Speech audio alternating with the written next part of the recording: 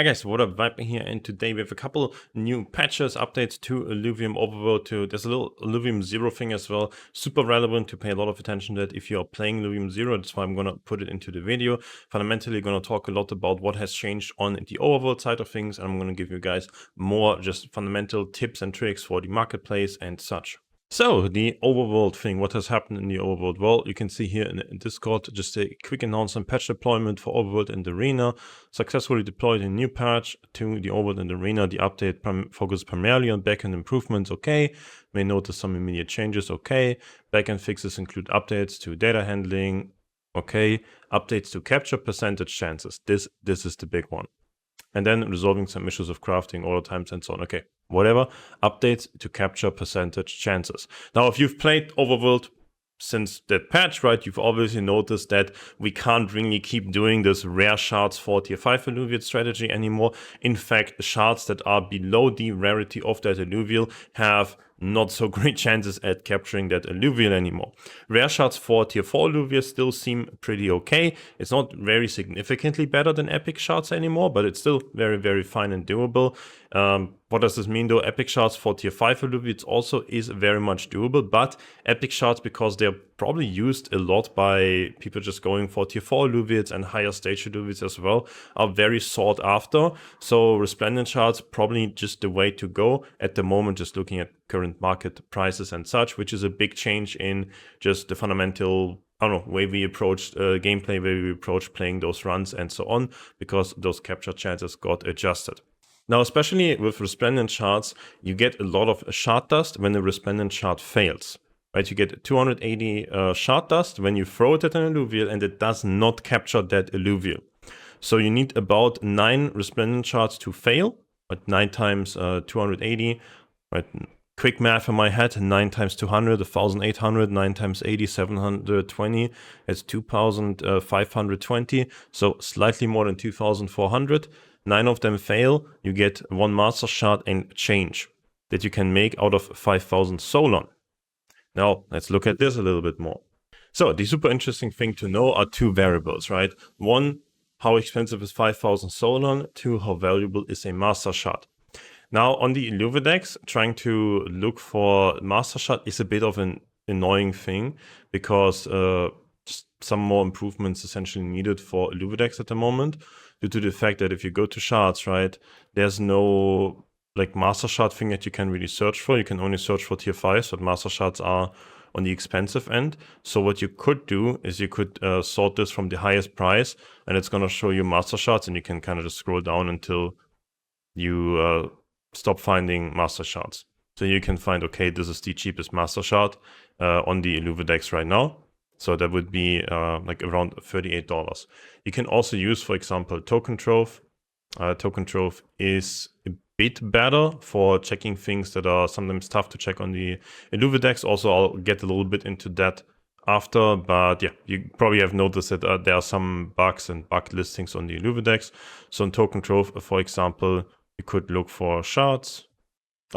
Once you find shards, you can just type in master, and it like quickly shows you this. So you can, I think for some things I prefer Token Trove to search. For some other things I prefer Illuvidex to just search for things, because there I can just list stuff and so on, and I have all the other things that I want. Now, we figured out the price of a master shard, right? So it's about $38. That's like a 0.014 even, right? So Solon. Now I've explained the bonus system, right? If I want to, for example, check my orders, whenever I bought fuel recently, I got something between like a 50 to even 60% bonus of the number that I typed in, right? So if I would need like 5,000 Solon, we would type this in and we'd be like, damn, that's $34 that I have to pay in ETH. But realistically, currently, you probably pay more like this. Probably need like 3,000 Solon only, then it would be $2,000. Now, there are 2 ways where you can roughly check the bonus that because it's missing in the UI, it's bugged, it should be there, we should be able to see the bonus. Yes, 100% should be there, will be there soon, it's a bug, it will be fixed. But while it's there, you can, for example, just type in by 100, and then we just check out what the bonus is. really easy with 100, right? Because then you just see the bonus and you kind of know, okay, this is easy math in my head, percentage number. So I got 110 Solon bonus. So you don't even, so to buy, right before I had idea, well, 3,000 maybe, no. You need more like 2,400 only to make the master shard. So there's a $22 value basically currently on just this shard dust. Which means if you need 9 resplendent shards to fail, it's worth $22. Then 1 resplendent shard failing is kind of like a $2.50 rebate. That makes sense, right? If that master shard obviously sells at that current market price and so on and so on. Like all of these are variables. I'm just doing this to showcase right now like how all the economy intricacies and so on work, right? Now, the same kind of logic you can use for epic shards, right? Epic shards only give you 36 though, but obviously curing an epic shard costs you only 160 Hyperion compared to curing a resplendent shard that costs you 1,200. So just like keep those things in mind, keep checking like current fuel prices probably, and keep checking the bonuses and such. Now, if you have land, there's also a cool thing that you can do to, for example, roughly check some of these numbers. For example, I can click on my land plot. I can switch to the cell tab, click on one of my land plots, and then I can choose my fuel, and then here this number I can just put nothing in there, and then it's going to show me Solon price must be above this. So you know that the current like floor, the lowest sell order that somebody has put in, the cheapest things for you to buy, is probably slightly above this number. Which, well, if I put that in, it's like roughly this, that would be 32 cents per, or like 0.032, right, per Solon. So if you have a land plot, then this can help just checking this out without doing this like test buy of like 100 fuel or something like that. Now, how does this impact the gameplay and how to approach the runs to do in the overworld? This is the biggest change, right? This is like the data points that I really wanted to point out. I think this essentially changes to lazerite deposits are even better than they were before. Because we can, for example, do token trove for this. Can look for epic shards, and epic shards are almost $1 a piece. You can look resplendent shards are $1.50. They are way more expensive than they used to be. So lazerite deposits on your runs are way better than they used to be if you do stage 3 runs especially, because you have a pretty decent chance to get epic and resplendent shards on these. Then also there's a interesting thing here where sometimes there's an arbitrage to be made between cured and uncured. For example, here there's a $6 difference between cured and uncured. If people are in overworld runs and they just need a shard, they probably want to buy a cured one, they reload their game and then they can throw that cured shard on the rare Illuvia they want to capture. So for example, here we could check like 600 Hyperion at, well, this is a bit more expensive than Solon. Something like this, for example, would be, oh, 1,200, sorry, resplendent shard, would be 442. So you could make a small arbitrage by curing the resplendent shard and then selling the cured resplendent shard, for example. The same can happen with epic shards. I've been doing that a decent amount. Obviously, it's not high amounts of money that you make, but there are small arbitrages. And if you're just going to sell your shards anyways, you might as well cure them and sell the cured ones if this arbitrage is currently there. Then outside of what does this mean for the gameplay again? So lazerite deposits, really high up, right? I think lazerite deposits are almost my #1 priority if I do stage 3 runs at the moment. Then I take the really rare alluvials. So like Ramphis, Scaraborgs, I think Adolfo is still pretty sought after.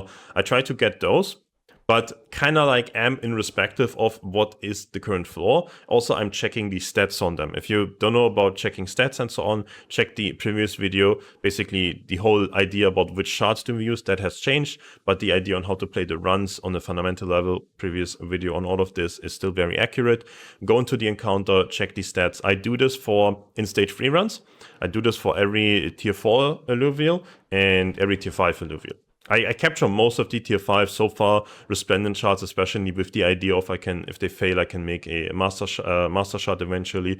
Has been pretty okay to go for that, especially if the tier 5s have slightly better stats than just really bad ones. Then they do tend to be valued like 50-100% more by people very easily and relatively liquid as well on that. So that's been really, really fine. And the tier 4 Illuviates that have highly better stats than just average, right? There's like, I don't know, a flare that has really high health and resistance because it's a tank, that's gonna be higher value than the floor price, and then it's really easy to capture that with rare or epic shards as well. So I tend to get the tier 4 Illuviates with really good stats, tier 5 Illuviates that have a decent market price, which I think outside of Squiz, most of them still have. Squiz, maybe I'm not throwing Resplendent Shards at that if it has really bad stats. So a lot of the tier 5 Illuviates are worth it. If they have good stats, really great. Tier 4 Illuviates, if they have good stats, great. And usually higher stage things also do pretty well. Now we have Lazarite deposits and then rare Illuviates, and then what else do we do with the rest? Now here, for example, if you want to check on the Illuvidex, I have a lot of tabs open all the time. A lot of these like preset search thingies. That's a good tip overall. Just have like some preset search thingies. Like I usually have a tab with hollow tier 5s and a tab with just tier 5s. So I just quickly refreshed it and check for that. But what we wanted to check now is we wanted to check the resources. And another really interesting resource are essences. Now, essences, I think the Illuvidex is still a bit bugged on this. For example, I want to type in Ruination here. It gives me an error. So that is one of the things where we go to Token Trove again, and we check Illuvium, and we search for essences. We check essences really quick, and the tier 5 essences are the relevant ones that I want to highlight here. There's Ruination Essence, for example, which is like this is like half a stage 3 run, right? If you find one of these, it pays for half of your run back, and the other one, oh, that's the wrong one, Fury. Fury you actually find on the Illuvidex, but there are some bugged listings as well. So we check here. Fury Essence floor is almost $2 as well. So if you find tier 5 Essence, that is pretty valuable as well. So I think there's two options for you here, right? Lazarite deposits and rare Illuviates, like tier 5 Illuviates and or tier 4s with really good stats or high stages. Like just make the math on are my shards worth it or not on this. And then the last thing is you can either go more ore or you can go for plants because these essences have pretty good value. I think this is a bit, yeah, I don't want to say one or the other is definitively better. It probably depends a little bit on your drone chips as well. I, for example, have a lot of mining reduction cost drone chips, and I do plan to craft a lot of the weapons and suits. So I tend to personally just do a lot of the white ores afterwards, like Lazarite deposits, rare Illuviates, and then white ores, and also like seismic quartz and things like that. I know a lot of other people attempt to just take plants and go for the essences afterwards. So they do Lazarite into the rare Illuviate strategy, and then plants for consumables to use and fight, which maybe you need, maybe you don't need, and just get these tier 4 and tier 5 essences because they do have a pretty substantial value. And they are relatively scarce, so you're not really going to find one every single run as well. So those are the two options for the stage 3 runs especially. I think the main change in lower stage runs for stage 2 and stage 1 runs is that you pay a lot less Krypton to go in there. You have a lot lower chance at getting these tier 4 and tier 5 essences, tier 4 and tier 5 shards. So that makes essentially the Illuviates that you can get a lot cheaper to get because you paid a lot less to get the energy for those Illuviates. And you will still see, I mean, tier 5 Illuviates may be a bit more rare. You still see tier 4, tier 3 Illuviates, stage 2 Illuviates, decent amount. You still see a lot of hollow Illuviates. So just capturing Illuviates, especially with good stats, yes, but also just a lot of floor price Illuviates in those stage 1 and 2 runs is pretty good. Obviously, you're not going to find a whole map of Illuviates that you want to capture or that is valuable to capture every single run. So you can certainly go for the Lazarite deposits. You can even find epic shards and such in stage 1 runs. Obviously, it's rare, but, well, one epic shard is, we kind of figured it out, right? One epic shard is currently valued at like roughly 90 cents. And if you want to check 150 Krypton, for example, Krypton, oh, that's the most expensive fuel at the moment. So Krypton would be more like something like this as like a floor, like roughly speaking, right? So one tier stage 1 run is worth less than one epic shard. Right? Obviously you cannot just find one every run then, that would be kind of crazy. So yeah, definitely still higher value to Illuviates in stage 1 and 2 runs because you pay severely less Krypton to go into the run, and then you can still go for the Lazarites / Essence, but value Illuviates more because a lot of the Illuviates are just really worth to get in those stages, just because the cost to go into the run again is far lower. The barrier, how good an Illuvian needs to be caught in a stage 3 run, is just really high. So if you guys really enjoy the content and you think the content helps you to be just super efficient in the game, right, super efficient in the marketplace, maybe you just, I don't know, make more selling than how much you have to spend in the game, right? That's kind of, to some extent, maybe the goal of a lot of people. I would greatly appreciate if you can use my referral code. It's Viper. Essentially, if you guys spend money in the game, I can check here. You guys have spent like 1.58 ETH so far, and I get a percentage, like cash back, kind of commission, whatever we want to call it, out of that. That is currently 1.2 ETH that I get, like $300. So that certainly allows me to just be like, yep, I can keep doing this YouTube stuff. It really makes sense to make the YouTube videos, make all the Twitch live streams. So you can also check me out on Twitch. I'm streaming almost every day. If you have like live questions, you want to know more about any of these topics, greatly appreciate you guys checking the streams out, and I'm happy to answer all the questions. And again, use Viper as your referral code. Just go to your profile, click referral code, and type a Viper in there. Now, another overall Illuvidex tip, for example, let's jump to one of my many tabs that I have. Here, for example, I was checking for foes, and I see this foe, 655. It's cool, but then I see, oh, this is a bugged listing. This is bugged. It's not real. I cannot buy this.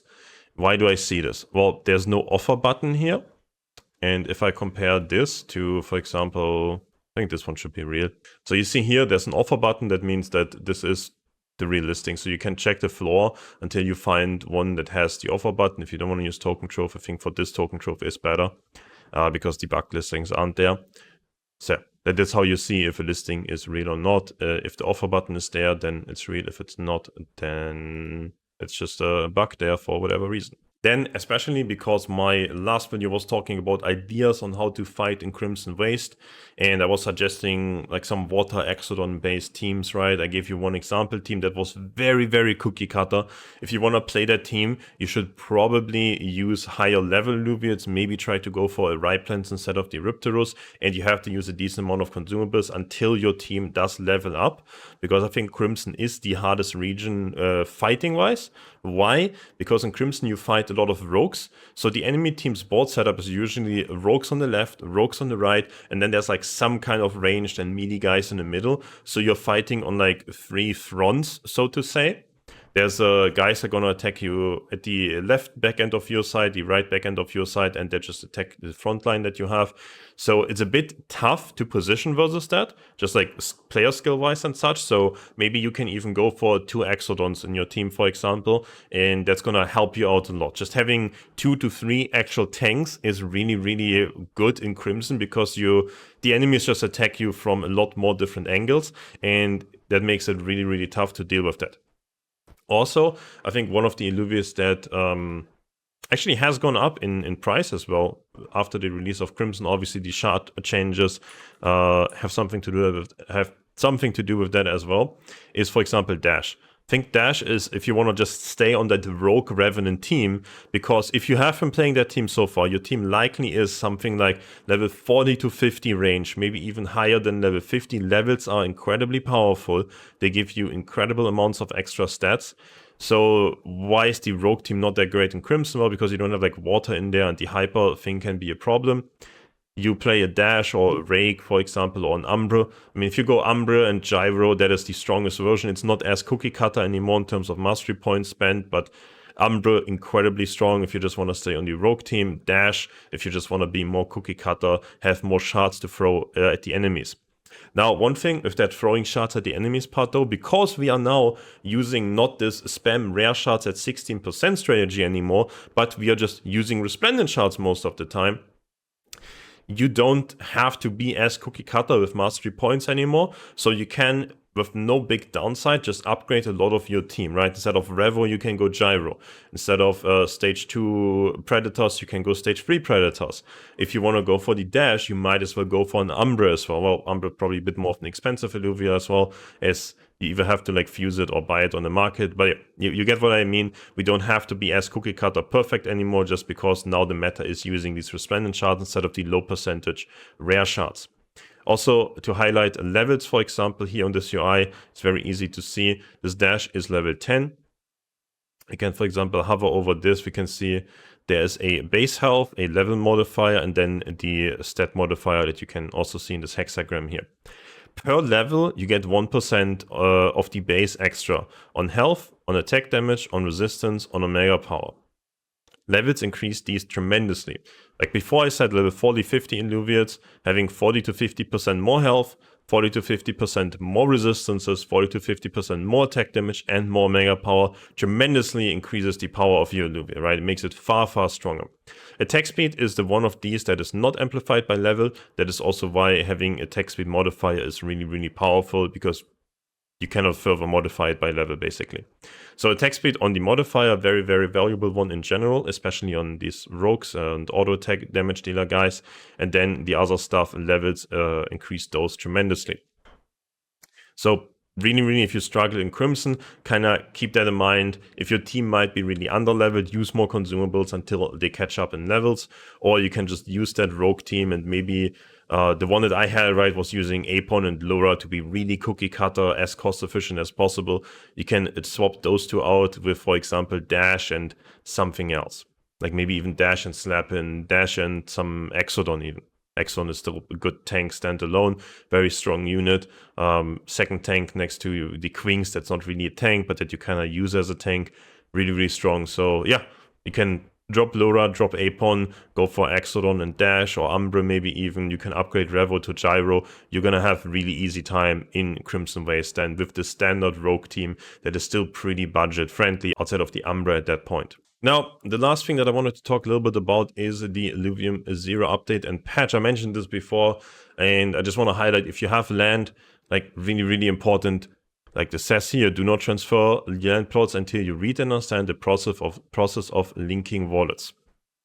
So I don't want to dive into this, but basically there's now a secondary wallet support. And if you have been playing your land and you want to change it to your secondary wallet, make sure that you read the patch notes, make sure that you just read all these announcements and that you understand how to do this to not lose progress on your land plot, right? Very, very important to just read this, figure it out, do it. If you have multiple lands, maybe test it first with the lowest tier or lowest developed one as well. I'll certainly do this with my tier 3 land first before touching my tier 4. And I'll probably also personally wait a little bit until everybody tells me like, yep, it has worked. You don't lose progress, because I definitely am a bit scared of that. And yeah, I think that's just wanted to note this as well. If you guys maybe not super active in the Discord, maybe skipped over this announcement. If you're playing Illuvium Zero, very, very important one. Definitely check out all of this. So I hope that this video gave you a lot of updates on the current things, some updates on strategies, how to play, how to approach things, some further tips on the market and just prices and how to check things out, how to evaluate things, what is important, what to keep an eye on, because it is such a trading heavy game, right? Such a marketplace heavy game. I really, really am enjoying that. Having so much fun playing Illuvium at the moment. All right, I hope that you guys enjoyed the video. I hope that, again, I could help you with a lot of tips and tricks on the Illuvium marketplace, with a lot of strategy updates after the recent patch, and hope you guys are enjoying the game overall. I certainly am. I'm almost buying more Illuviums and things than at this point I'm selling, just acquiring stuff, trying to get a cool collection, trying to be like, this is undervalued, let me buy this, let me maybe flip this at some point and whatnot. It feels so good to just play a market-driven game, like an economy-driven game. Used to always play World of Warcraft Auction House as my like economy mini game and things like that. So it's been great fun. Hope you guys appreciate the video and the content. See you guys in the next one.